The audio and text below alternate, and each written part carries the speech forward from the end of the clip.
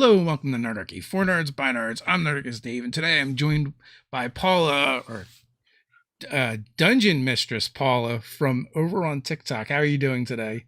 I am wonderful. How are you? Good, good. We were just kind of like chatting a little bit and talking about getting into gaming, and it's funny because one of the things you just mentioned was like about being a metalhead, and like that was like one of the clicks that kind of like naturally fit with D&D. Like you're either super nerdy or you're a metalhead, but like if Yep. you're a metalhead, you really like in our circles anyway, you did not talk about being into D&D. No, you only talked about it with each other. Like nobody Yeah. else could know. Yeah. Like I mentioned a bunch of times on the show when I've talked to people is like, a bunch of my friends were musicians and played instruments and were in bands and stuff. So like they like during the weekend they would refer to it as rocking out, instead of like, so you always had to talk in code. Yeah, I mean, we just hung out. Like, you want to come over and hang out? Like, yeah, Yeah. I want to come over and hang out. It So, was but I funny. was one of the ones that would talk about it because I didn't care. I mean, I've spent my life not really caring much about what everybody else thought of me. So it started young. Well, I guess like you're already kind of bucking the trend anyway, right? Because we're talking, Hmm. we're kind of like close in age, and back in those days, there was a lot less women and girls playing, RPGs compared to nowadays, where there's definitely the demographics has changed quite a bit. Yeah, I mean, it's mostly young women, I think, now that are new to the hobby, which I really like, and non-binary people and all the gays have come over to help us out. So, but I don't know about that too, because I mean, I think that D&D has always been something that that the LGBT community has liked and enjoyed. I know, at least for me, Well, that's been the case. because it's always been a place for outcasts and misfits, right? Exactly. So there's always kind of been like that draw to the hobby and to the community, and depending on what kind of people you had around you in order to interact with. Like, I mean, like when I was playing, it was like 80s and 90s is when we got started. So like we were all kind of terrible to begin with, and Mhm. it's just a matter of like to what degree you were terrible and what people had to deal with in order to take part in the community.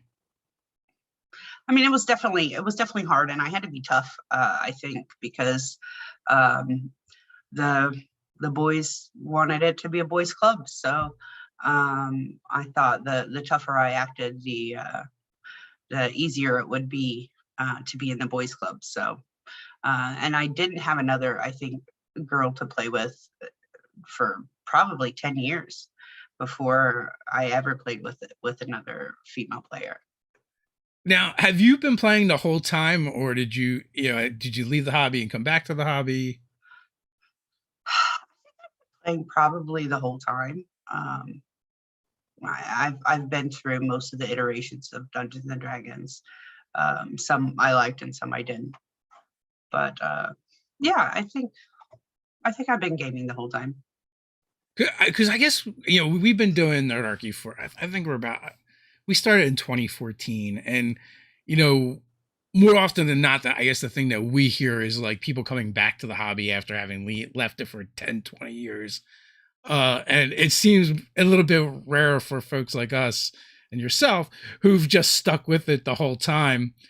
I guess other people like grow up and cut their hair and get a real job, where we're just kind of Right. like still doing our thing. I mean, my wife has always been kind of nerd adjacent and never really into this stuff, but we've been together a long time, and for her at least, like Saturday nights, I gamed every Saturday night, so like she always knew where I was and what I was doing. Matter of fact, it was usually at our house. So Listen, let's be honest. Nobody's going to worry about their really geeky yeah. husband or boyfriend cheating on them when they're a D&D nerd. I mean, now things are different, but like back then, they're Yeah. like, oh, I got me a geeky boy. He's not going anywhere. I It's funny you say that because a buddy of mine is my daughter's godfather, and I was the best man in his wedding. But when he was engaged and dating his fiance, wife now, like she came and gamed with us one time. And like I was like, oh, she just wanted to see what you were doing. And she's like, she took one look, left, and never came back. And she's like, you are not getting laid anywhere else. This is totally safe. This is it. Yeah. This is what I hate as being like female. It was always like, oh, you're just trying to attract attention, gaming. Like you just want the boys' attention. And I'm like, listen, I don't even really like boys that much. If I end up liking a boy, it's against my will. So I'm not here for the boys' attention. Yeah. People are just weird. Like, I guess we were talking a little bit beforehand, and it's like, I never got the gatekeeping because I've always wanted more people in the hobby and at our table. And especially like growing up as a kid to actually, have women and girls that enjoyed the same thing we did would have been great. But it was super rare. Like occasionally someone's significant other would show up and hang out for a little bit, but it always seemed more like they were there to hang out with their boyfriend and actually enjoy the game. Now, that doesn't bother me. I know some people get pissy about that stuff, but like, I don't care because I just like the fact that people get exposed to it. And like, maybe it doesn't stick this time, but who knows what'll happen 5-10 years from then. Well, you don't know what people are going to like until they're exposed to it. Like, my best friend was never interested in it. And finally, we made her make a character with us because we were a new campaign. And as soon as she got into the meat of creating a character, and especially like the backstory and stuff, she's like, oh shit, this is really cool. I'm like, I told you this is really cool. So now she's a hardcore, tabletop gamer. And before that would have never, just the most girly person you ever met, like lipstick and everything else. And now she's, oh yeah, let's play D&D. Is it D&D night? When are we playing? What, we're canceling this week? No, like, so you don't know until you expose people. Yeah. And also like, RPGs in general just have a lot to offer. So like sometimes even if it doesn't stick and you're not into it, it might just be that you just haven't found the right game or the right group. A lot of times, like I said, I've been with my wife since 93, and it's only been in the last couple of years that she's actually started gaming. So, our interests change as we age as well. So, yeah. I mean, I know I don't play characters like I did when I was younger, or and I don't game the way I did when I was younger. I mean, back then it was so combat focused, like most of the games that I was in, roleplay was secondary really to the combat and everything else. And now for the last 5 years, I think all of the campaigns I've been involved with are so roleplay heavy that we can go 2 sessions without a fight. So, we try to balance it, but, you just get so into the character development and role play that it's amazing. And I don't know what has changed, but something has changed that allows people to do that more easily. I didn't realize it at the time, but in hindsight,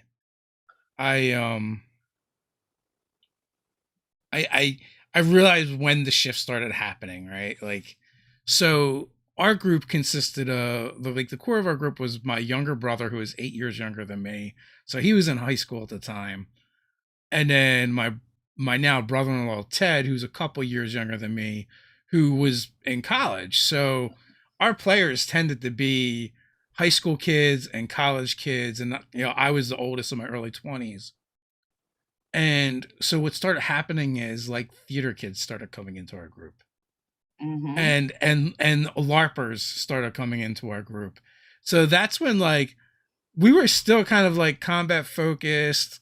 There was definitely some story and plot elements going on, but these kids like started interjecting this other stuff into the game. And I honestly didn't think much of it at the time. Other than it was a little weird when like one of the guys starts like singing at the table, but what are you going to do? And but but in hindsight, I was like, oh, that was like the shift. That's when things really started changing, slowly but surely. And then the next big shift would be when finally when people started streaming games, I think, and people doing it as much of as a performance as a game. It's amazing. I think, oh, sorry, there's several dogs in my house and they might bark at any moment. I think that has made the hobby so much greater, and the influx of new blood recently, I think, has really shifted and changed things. We were talking earlier about TikTok and how the landscape of the hobby has changed with that as well. And I think it's fantastic. I think I love going on and just sharing that space and sharing my experiences and sharing in their experiences and really learning from each other and taking bits and pieces and incorporating them into my game has really helped me become a better player, a better DM, a better member of the community. Yeah. Do you think TikTok is expanding the player base and the interest in D&D, or is it more of a kind of a reflection of what's just actually going on?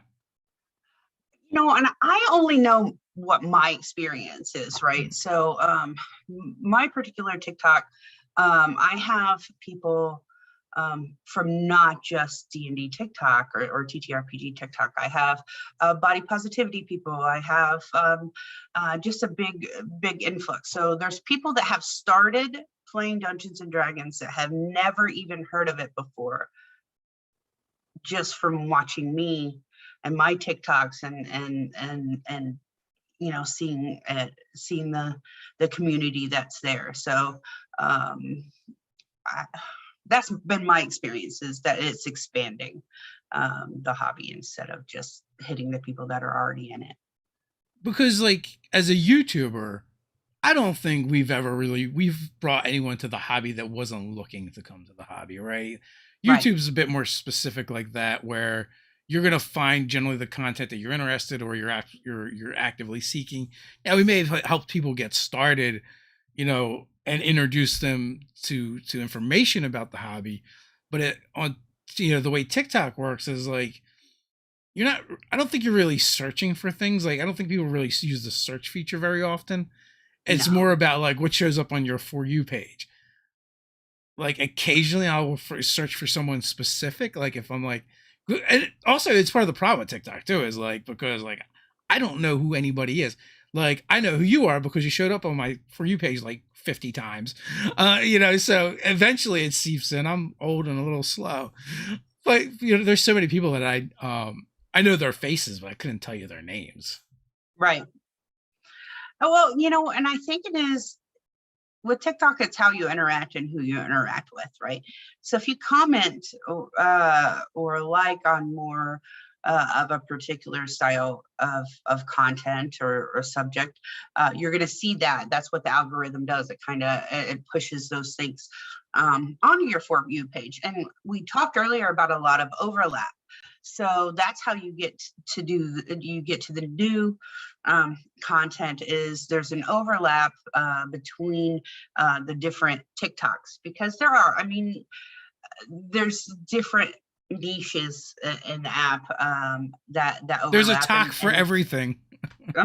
Exactly. Like there's knitting talk. There's everything. So when you get that overlap, that's when you get to see new people. And like me, I get a lot of likes that aren't D&D related, but I post content that isn't strictly D&D related too.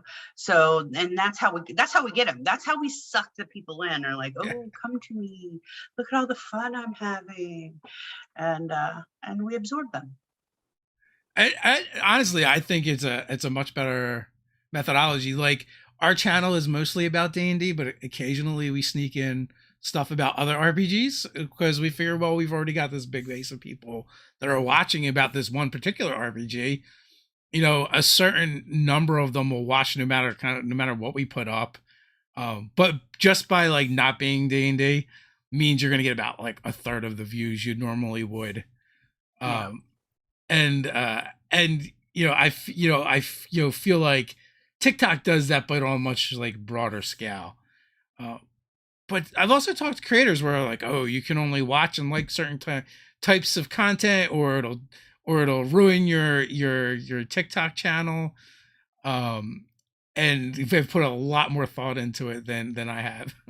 Who cares? Like, really? Like, oh, you're not going to get out to the right people if you don't have the right followers. I'm like, no, I just put out the content that you want to put out. Like, if those are the people that are concerned about the follows and the views, I think.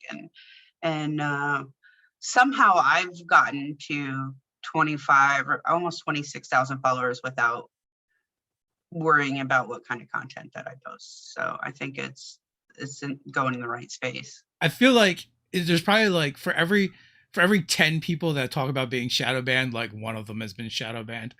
And maybe it's just that your content's maybe not as interesting, or you're doing the same content, so it's not catching. Realistically, like sometimes they change the algorithm, which is something that happened recently. So they're pushing more towards people responding to comments and stitching and duetting and things like that. So I mean, it's an app. They're changing stuff, they're doing stuff. So I think when that happens and people stop getting the interaction that they usually get, they freak out and think that they're shadow banned. But really, it's just be patient and keep doing what you're doing.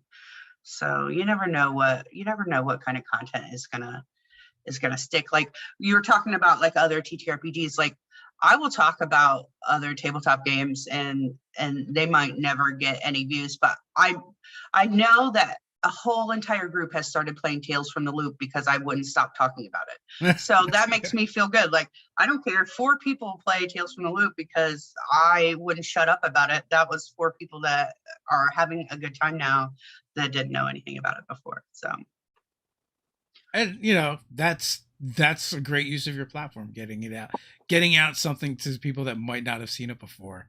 Because there is a ton of people that never leave the D&D sphere. Beggar Talk messed me up for a long time. I had no idea what that meant. Like, TikTok is really weird with their hashtags. Like, people will hashtag everything. And the first time I saw Beggar Talk, I just thought it was like, because people will put like whatever show's trending or whatever on their TikTok that has nothing to do with that show. So I was like, oh, I guess it's one of those weird things that you do if you're a TikToker. No, I love Beggar Talk. I think that that's a hashtag that I do go out and search for. I'm like, oh, let me see if there's any new games that I want to play that people are talking about. So, what are you playing nowadays that's not D&D? We are in the middle of the Darkest House, which is pretty awesome. It's from Monty Cook Games. I did the why can't I think of the word? When I give them the money. Oh, Kickstarter project. Kickstarter, thank you. Yeah. I'm old too. So I did the Kickstarter, and my daughter, who I mentioned before, is a GM. She is GMing it, and it has been the best experience. It's really formulated. We play in person, but it's really been formulated for online play, which most people are doing now because of the Panini. So everything can be shared through Discord, and it's set up really to involve everyone physically when you're playing an online game. But it's a horror campaign, and it overlays over any campaign that you're in now. So if you're playing D&D now, or you're playing Tales from the Loop or Monsters of the Week or whatever you're playing, you can use the Darkest House with it. So there's converters that you convert your characters in as they go into the house, and then they gain experience and everything. So it's all about getting out of the house. So, and it's creepy as F. So it's about getting out of the house. And I think we're almost out of the house. I don't know, but it's a really smart game. It's very fun. And I just really love that. We started off in the house, and then from the house, we're going into a Monster of the Week campaign. So, so we didn't really overlay it over anything. We just are leaving that system into another system. I did not even see this Kickstarter or even know about it. So Listen, it is amazing. The art is beautiful. If you like games with good art, um, uh, it's great. I can't talk about it enough. It's another TikTok that I'll talk about it nonstop, and nobody ever watches the TikToks. But if I can get like 3 people yeah, to play The Darkest House and enjoy it with me, I'll be happy. we're fans of Monty Cook Games and what they do over there. Matter of fact, like the first place where I saw Stream Games mentioned was in the Cipher System book. And I was like, oh my god, like it's part of the Geizgeist now. It's in there. Mm-hmm. And I thought that was interesting because they were the first ones to kind of do that. I just wrapped up a Monster of the Week game too. I love Monster of the Week. We played. I guess for the like 8 or 9 months we were playing that. I mean we only play once a month, so it's not that much, right. But we've got this weird thing where we play almost every Saturday night. We skip 1 out of the 4, and like 2 of them are D&D and 1 of them are something else.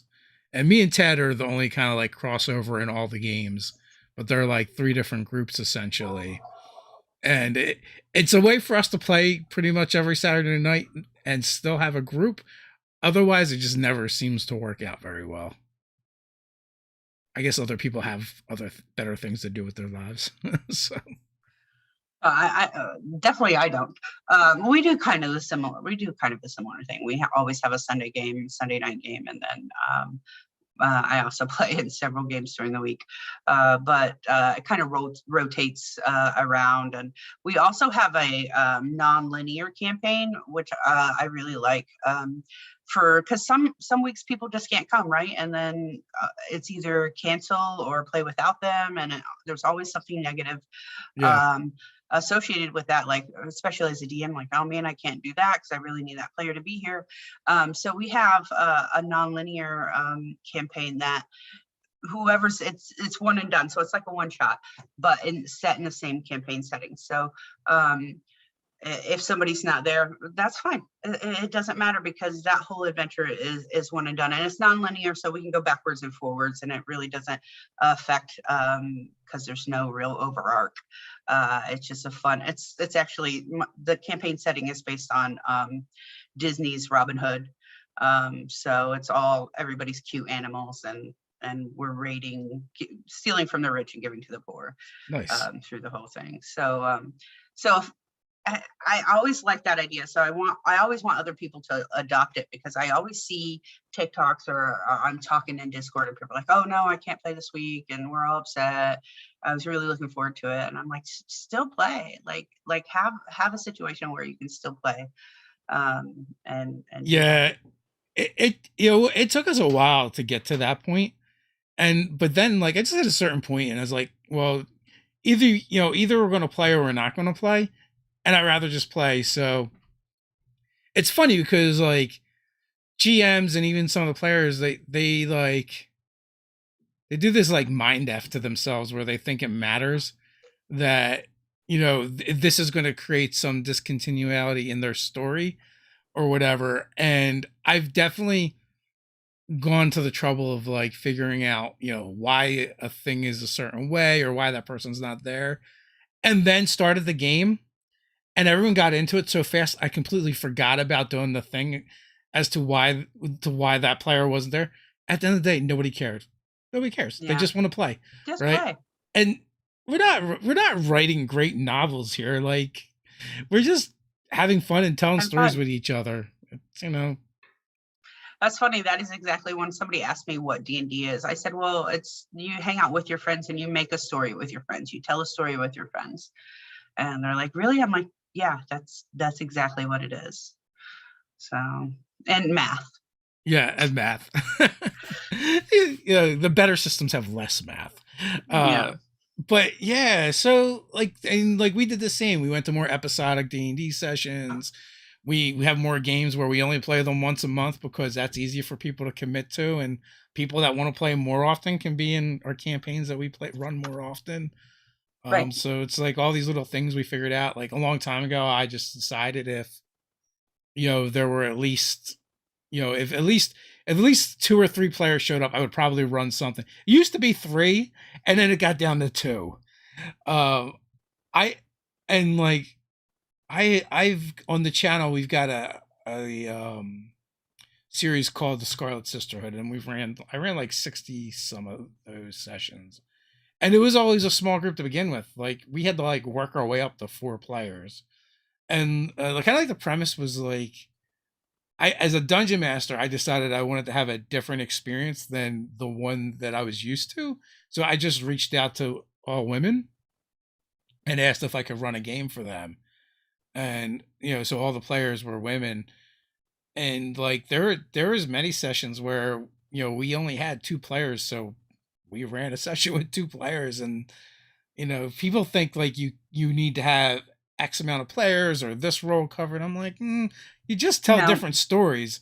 Like if you're trying to run a full-on dungeon crawl with 2 players, of course it's not going to work. Like that's not the kind of story it's about you adapting. tell. I mean that's what being a good game master is about, is adapting and really telling a story with your players based on what you can do. So Brian wants to know, what kind of media do you enjoy consuming? What kind of media do I enjoy consuming? Like, there's life outside of tabletop gaming. No, listen, I'm a fat girl. I like a lot of cooking shows and like baking shows and things like that. And then I've swapped. We talked about being a metalhead in the beginning of this, but as I've aged, that's gone to more indie music. And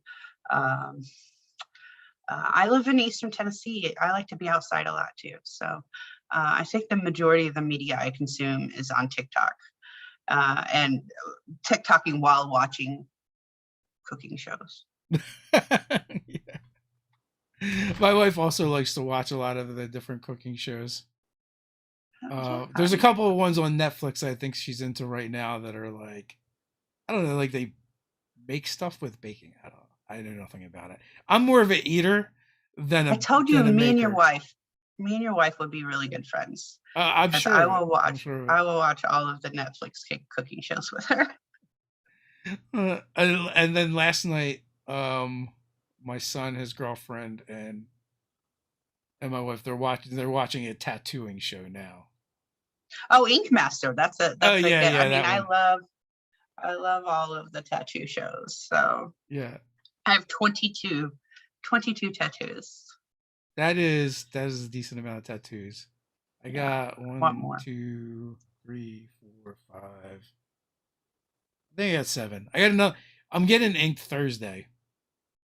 I need some ink therapy really bad. I have not found a new tattoo artist since I moved. Follow really Chadro Tattoos either on Twitter, Instagram, Facebook. He does amazing black work.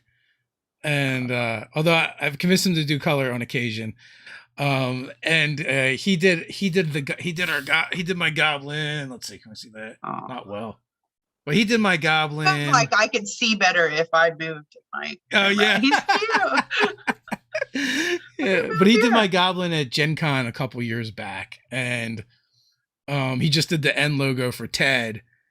And we ran out of times because so this Thursday he's going to do the N logo, and then I'm getting a flaming, screaming D20 on the inside of my bicep as well. Oh, that is awesome! Yeah, well, I can't wait to see it. But yeah, I have several TikToks of all of my D&D related tattoos. Did you do the tour?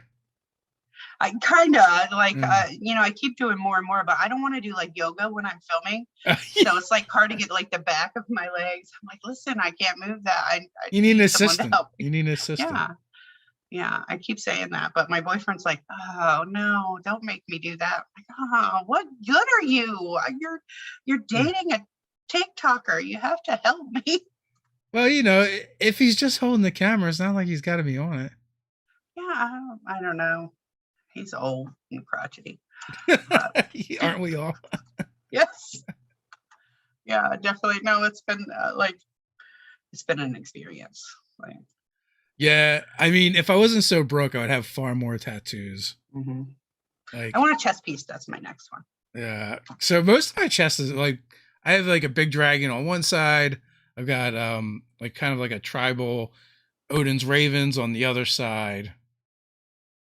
Now I kind of just want to like work on my arms and just keep filling in my arms, and then work my way to the torso and down. I don't know. I was looking at my thigh earlier today. I was like, that's a lot of canvas there. It is, and thighs hurt a little bit though. So I have big legs, so luckily I have lots of room down there. But the majority of my tattoos are, I mean, my arms are filled, but the majority of my tattoos are on my legs. I have like owlbears and tieflings, and I have a really cool beholder. There's Nice, but all cute. They have to be cute because I'm cute, so my tattoos have to be cute too. I'm a little nervous about Thursday though, because the inside of the bicep, that feels like, I bet I'm pretty I think that one's gonna hurt. Yes, 100%. My biceps are clear of any, and the inside are clear of any tattoos. Even like your wrists, like all these bitches with these wrist tattoos, I'm like, no, my wrist is like kind of empty, because when they were doing this one, Yeah. the closer she got to up here, I'm like, I'm gonna punch you in the face. I really like you, but the closer you get to my wrist, I'm gonna punch you in the face. Well, my dagger crosses my wrist and like right at the nub, the bone there. So I remember, I think that one hurt kind of a bit. And then like when I got my chest done, it kind of like the dragon's mouth kind of like wraps around where my nipple is, and like right around the nipple, that was kind of special. Yeah, no, there's gonna be none of that. So. No, this is gonna stay right up here. Yeah, well, it didn't actually get to the nipple. It was just really close. And no, yeah, you could just breathe on the nipple and it hurt. Like, no. Oof. No, sir. So, do you prefer being a player or a GM? I prefer to be a player, but that doesn't happen quite as often as I want. Like I told you, I grew my own GM, so luckily I do have a couple campaigns that I get to play in. And then I was helping another really great TikToker is Coddlesworth. I don't know if you follow him. He's also a great author, and he's just getting started on TikTok, so not a lot of followers. But he was GMing a game for new players, and he needed somebody like that was more experienced to kind of to guide that role play and things like that. So I got to play with him, which was amazing. But no, I don't play as often as I would really like to. Has TikTok expanded your playing options? I'm sure it could, but I'm so busy in the games that I already have. Like, I'm lucky in that aspect. I always hear people like that are looking to play games, and we have more games going than time. Yeah. So I mean, I play online with some people. Like, I moved recently from Illinois to Tennessee. We play online with some people in Illinois, and we have our group here in Tennessee. So I don't really have all of the time. I just played on a stream for Inclusion Check, which was a charity stream. So we just did like a PvP for that, which was pretty amazing. But I was super nervous. Like, I'm not nervous sitting here talking to you, but like playing with some of my favorite TikTokers, I was like, I just wanted to watch instead of say something, which is weird. I mean, you wouldn't think somebody like me that makes 1,000 TikToks a day could be nervous, but I was definitely nervous. So I think that I might be nervous if I played with more people than I usually play with. But that's anxiety for you. Yeah, but once you get started, I find it goes away. Yeah. Like you forget to be nervous anymore, and then you're good. Yeah, and that definitely happened on the stream. So Yeah. we had a really good game master and stuff for that. So that was pretty cool. I'm always getting invited to play things. I'm like, I just don't have time. Part they don't tell you is like how much work everything takes and goes into it as well. And it's like making the video or making the content is like sometimes the least part of what you do.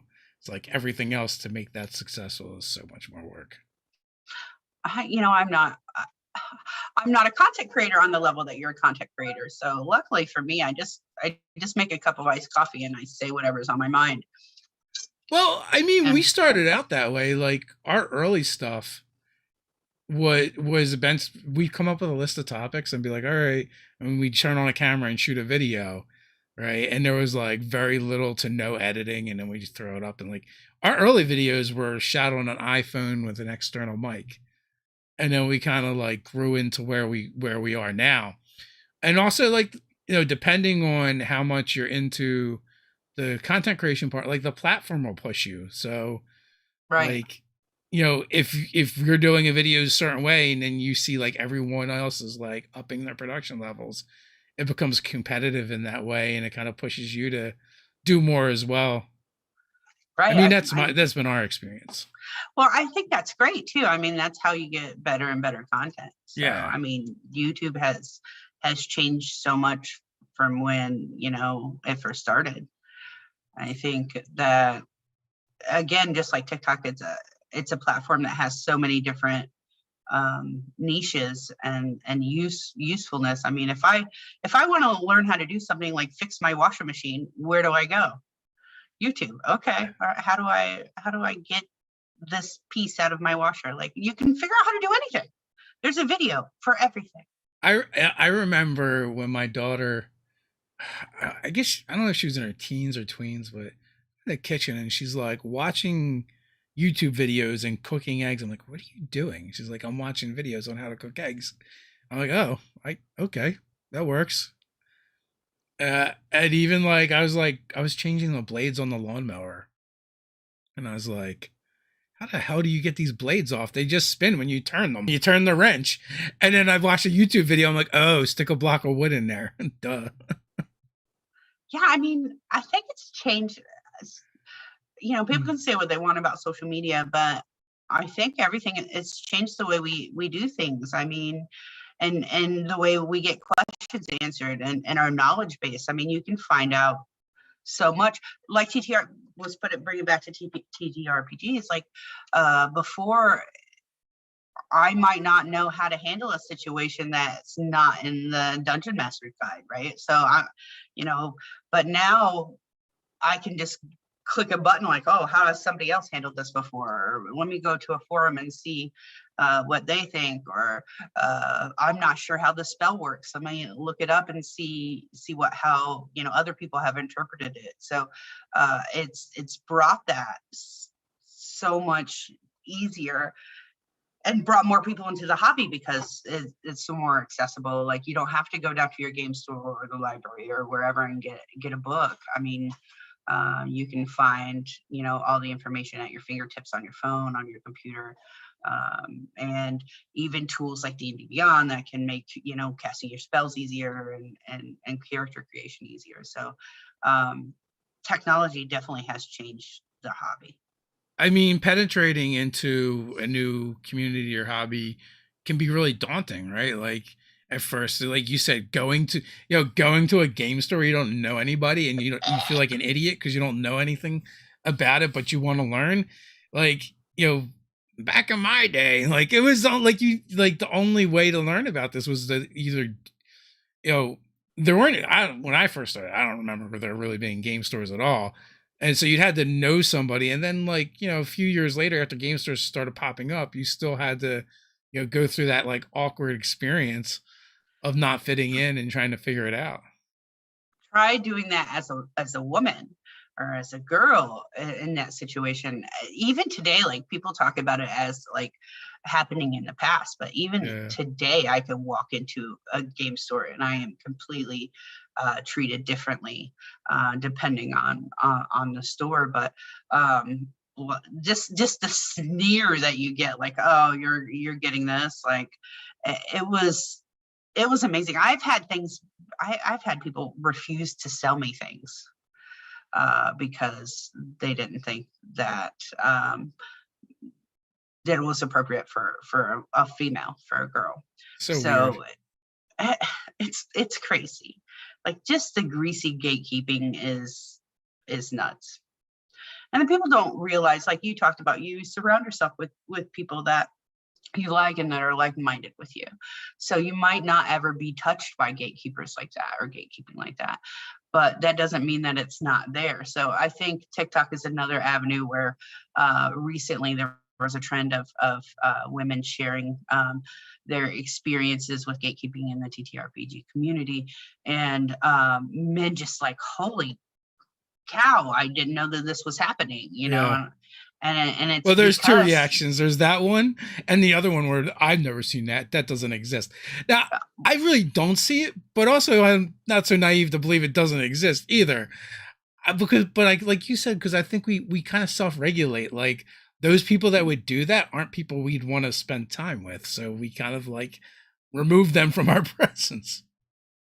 exactly. So you're doing the job that you're supposed to do. You're not boosting these people that feel that way or act that way. So you're removing them from your narrative, so they're over there. But then they all cling together and they get together because nobody else is going to have them at their table. And then they just get boosted and like, oh yeah, my way of thinking is the right way because this other person thinks that way too. So I like sometimes when I hear those stories too, it's like, it's not so much that I can't believe that people don't do that, but I think the hardest thing for me to believe is that no one actually says anything. Like, I mean, that is I guess the part that baffles me the most. Or maybe I'm on the East Coast, New Jersey, maybe a little obnoxious, but I'd be like, if I was there and something like that would happen, I'd be like, what the F is wrong with you, dude? Like, I'm gonna escort you out. and you do have people that do that and do stand up for you, but other people are just too, non-confrontational. I mean, as a society, we're kind of pushed to, oh, don't say anything, don't say anything, mind your own business. So, and that's how systemic racism has gotten so bad and everything like that, is because people don't put a stop to it and don't say anything about it. And just, I think the climate has changed for all of that. Certainly in TikTok, if you're a gatekeeper, if you say stupid stuff, you're not going to last very long in the community because they self-police. Like, you're going to be gone. Like, everybody is going to tell you what kind of piece of crap troll you are, and you're not welcome until they get into their own little niches, and that's the problem as well. There was like an incident that happened that I was like tangentially involved with, and one of the big YouTubers at the time was like, I want to do a video on this. I'm like, well, why? Like, what are you going to get out of that? What's the point? And I think the people you're going to attract with that video, even if you have some valid points, the people you're going to attract with the video, or I swear to God, they're going to be so terrible. So why would you even want to? Yeah, it's one of the things that I like about TikTok is the fact that the demographics range so broadly, and like, YouTube still is primarily like an old white dude thing, when it comes to D&D. There hasn't really been much breakthrough when it comes to people of color or women, that content creators. There's a few, like, you have your Dingo Doodles and Monarch Factory, but they're far, few and far between. maybe more on the streaming side, but on the YouTube side, not so much. But on TikTok, it's like super diverse. There's young people, there's old people, every gender, every sexuality, and just bringing different ideas. And I think that that's what's great about that platform, and that's why I fish there a lot to bring people on to talk about this stuff on the show, because you get different perspectives that you might not necessarily get elsewhere. For sure. It's like I said before, it's really changed the way that I interact and the way that I play and just everything. It's everybody's like, oh, you're on TikTok, isn't that for kids? I'm like, no. Yeah. No, I don't see any kids. I mean, maybe it's the algorithm that I'm on, but listen, if they're young, they're like 16, which is great, because I'm gonna try to boost their signal too. Like, welcome to the hobby. Like, we're glad that you're here.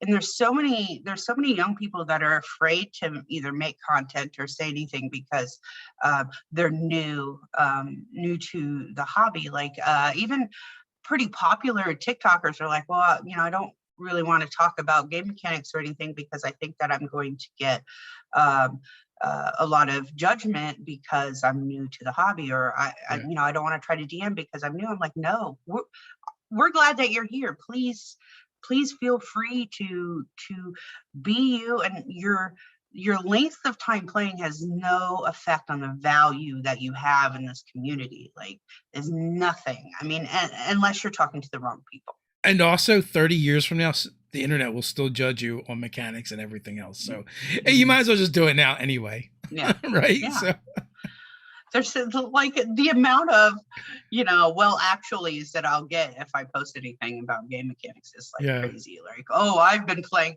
I'm like, oh, listen, don't play the I've been playing part on me, because I might not look like I'm in my mid 40s, but I am. And I have definitely been back in my day. Okay, we can go back and forth on it. So yeah. Well, also, like, I mean, as someone who's also been playing a long time, we still get things messed up. We mess things up all the time. And also, I don't really care. and also, I've played 5 editions of this one game. After a while, they all start jumbling together.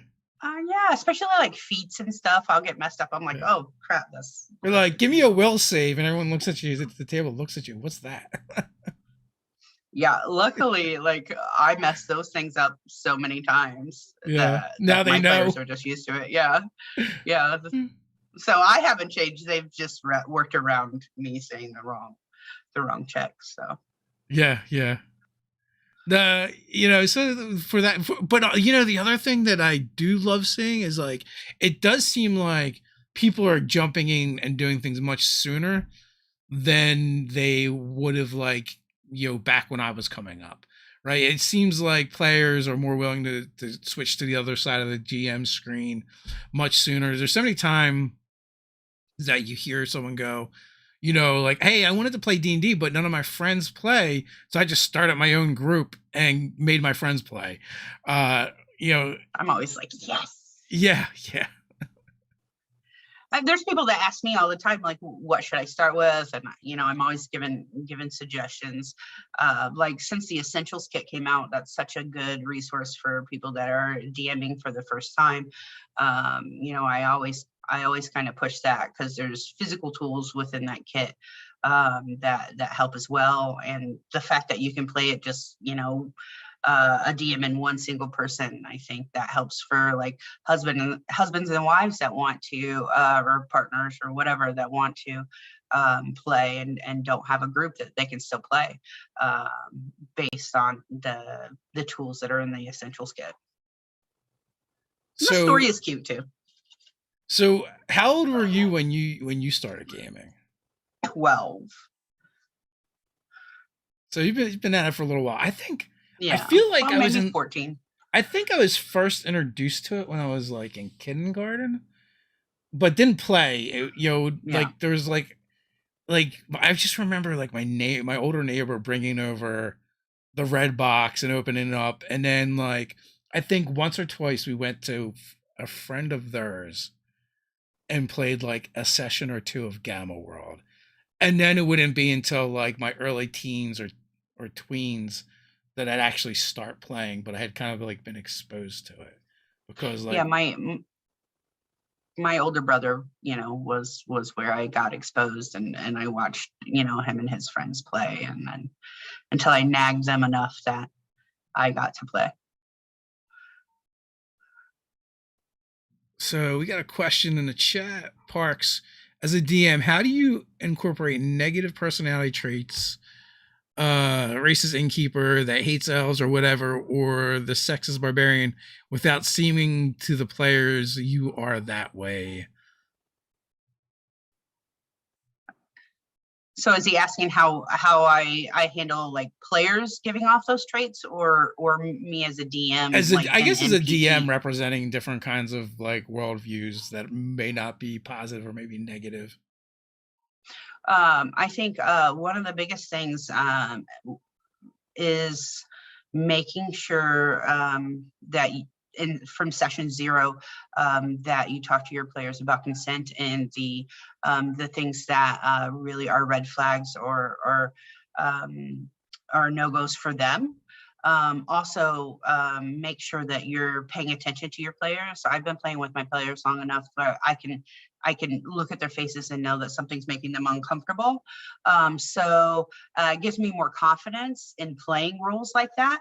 So if I know that something that I say isn't going to trigger some bad emotional response from one of my players, I have the freedom to really push those boundaries and get the reactions, because you don't necessarily want to avoid those topics or avoid those type of people, because you'll get a better narrative, a better story, and emotional responses from your players if they're allowed to be angry at an NPC, or if they're allowed to really dislike an NPC. So I think I would portray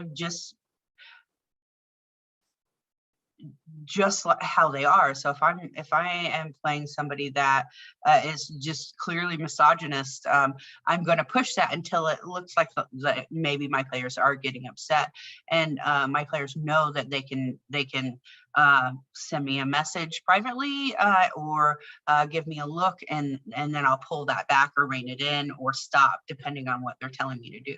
So don't limit yourself on bringing those type of sensitive topics into your game so you can get a better narrative, but make sure the people that you're playing with, that it's with consent, and that it's not a red flag topic for them. Yeah, I mean, you pretty much covered it. Like for the most part, session 0, social contracts, know your players, and for the love of God, don't experiment with that stuff at like a convention game, right? Like, you can maybe dance around some of those topics with a really light touch, but yeah, you don't want to like plow in there with that with people that you just don't know. Yeah, exactly. I mean, if you're playing like a one shot with somebody, you can avoid those topics altogether. You just don't have any like romance or anything. Like, talk about that before the session even starts, and be like, okay, listen, we're not going to do any character romances or anything like that, or touch sensitive topics, because we're here to have a good time for 4 hours, and we don't want to worry about that. There's other ways to get emotional responses than touchy subjects. I think with our group, like or most of our groups, we still fade to black on most things anyway. The last thing I want to do is to have a romantic role play with my brother-in-law Ted. So yeah, I mean, like, no, like fade to black is your friend, and you can get like the emotional part of it. yeah. I think, and it all depends on your players, really. If anybody wants a good consenting gaming forum, Monty Cook Games, I know we've already talked about Monty Cook Games, but they have a readily available consenting gaming forum that covers everything, and then it's a green, yellow, and red system that your players can fill out and hand in before you even start. Or, I mean, even if you're in a campaign currently and you're getting more concerned about those things, have your players fill out a consenting gaming form and talk about it before session one time. The I had mentioned like wrapping up a campaign for Monster of the Week, and I kind of bookended it with a Jersey Devils storyline, and I was really kind of nervous about especially the initial plot line, which was like was definitely doing like a Rosemary's Baby, son of, and like the players had to thwart, the Jersey Devil trying to reproduce.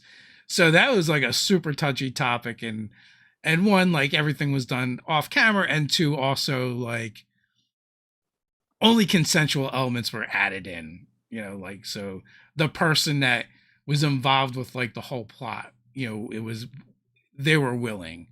And then I wrapped it up with that person like reappearing in the last session, but like 9 months pregnant. And then the players had to like try and make sure that the new Jersey Devil was not born, which also like really like gave them quite a bit of some moral quandaries.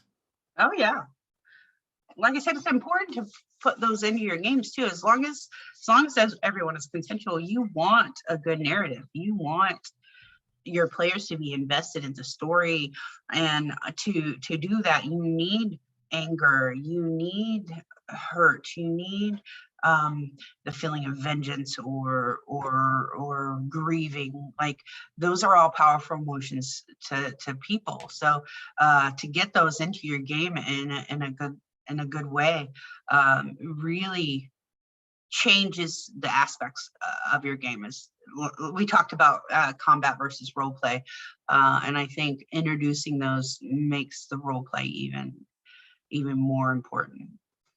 Yeah, it gives you that, you want to have those emotional tensions. So like, I think it was Parks that mentioned like, wanting to have these qualities, these negative qualities in a villain or your NPC, so when the players get them, it becomes that much more impactful, and they become really invested in putting an end to this particular bad person or stopping their machinations. It makes them more relatable, I guess. And you make your villains and your NPCs more human too, not just on like evil qualities, but just anxiety, or if you have an anxious NPC that's trying to overcome something, like your players might react to them a certain way. Or if you show that your villain is vulnerable to something, like those vulnerabilities really let your players connect with them as well. So it might not necessarily be vengeance or rage, but if you let them see NPCs or villains or opponents that might have a moral quandary with what they're doing, it makes it more interesting as well, and more cinematic, I think. Nah, for sure. So how many games are you playing in currently?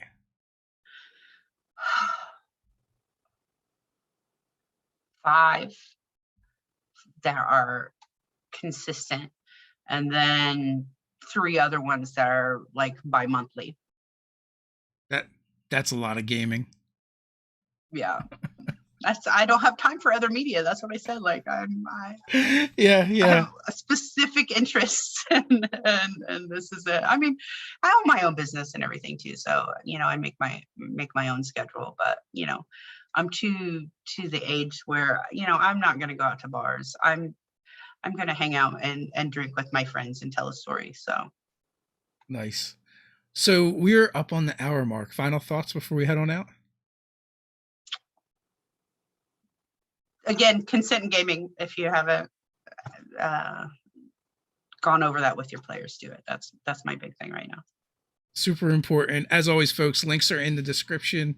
Go check Paul out across the interwebs and stalk her in the good way, not the creepy way. And until next time, stay nerdy.